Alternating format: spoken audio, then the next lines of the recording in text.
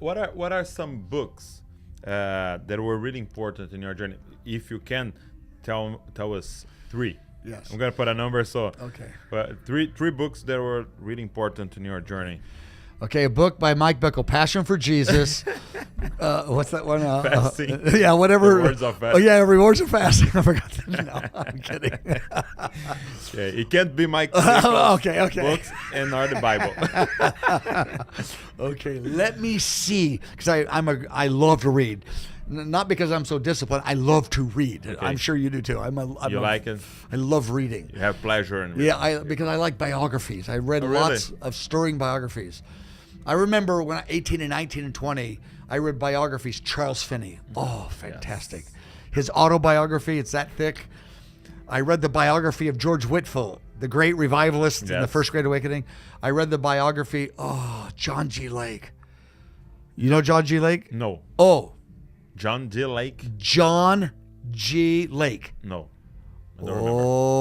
Oh, you want this. Yeah?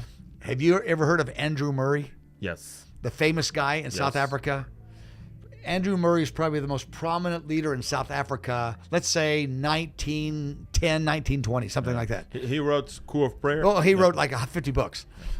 He said John G. Lake, because John G. Lake went to South Africa, had the strongest healing ministry of any man in history since the apostles.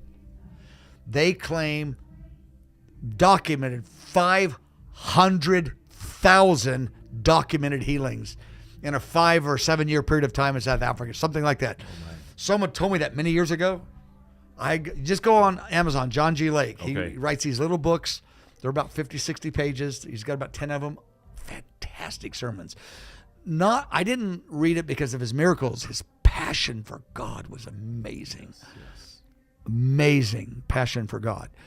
And so I really like John G. Lake books.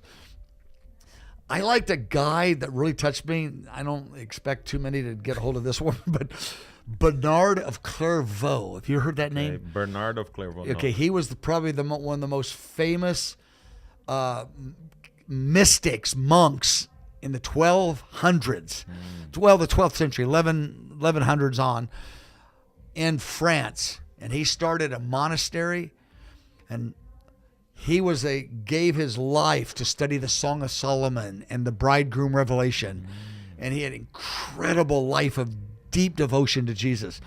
Oh, I loved his biography. So, But Bernardo? Bernard of Clairvaux. Clairvaux Clairvaux. was the name of the city in France. Okay, Actually, it was of the name Clairvaux. of his monastery. Okay. It means the Valley of Light. And it became the most powerful monastery in all of Europe at that time. The kings of Europe came to him. They wanted to make him Pope, because they actually did, because he had miracles, but more than that, he was so deep in communion with God and intimacy. In the Song of Solomon, he wrote like I don't know, but 100 sermons on the Song of Solomon. They wanted to make him Pope. He said, no, I don't want to be a Pope. I want to stay in my place of communion. So his main disciple became the Pope. He said, make him Pope. And he did become Pope. And he goes, I don't care about that. And the kings of Europe came to his monastery because he had so much wisdom and power in his life. Bernard of Clairvaux. Okay. Ooh, that's a good one. You gave me 2. Okay, I'll give you 1 or 2 more. Thomas Dubay. He wrote a book called The Evidential Power of Beauty. The Evidential Power of Beauty. The Beauty of Jesus. He was a Catholic priest. He's with the Lord now. He died maybe 10 or 20 years ago, maybe 10 years ago. The Evidential Power of Beauty. The Beauty of Jesus. Thomas Dubay. Henry Nouwen. Henry Nouwen. The Way of the Heart. It's only about 50, 60 pages. 20 years ago, we didn't make them. Everyone at IHOP has to read Way of the Heart. Henry Nouwen. And the other book, he's got like 50, but the other one, Clowning in Rome. Weird title, right? Yeah. Clowning in Rome. I go, what? He went to Rome as a Catholic priest, and he saw the $1 billion of facilities, all the pomp, and he goes, these are people clowning in Rome when they ought to be seeking Jesus.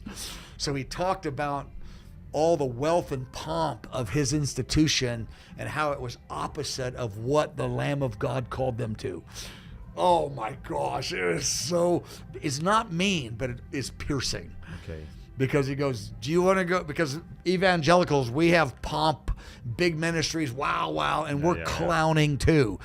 But he called them clowns in Rome. Whoa. That's pretty intense. Good. So good. So that's the 8 of the 3 that you asked me about. Okay.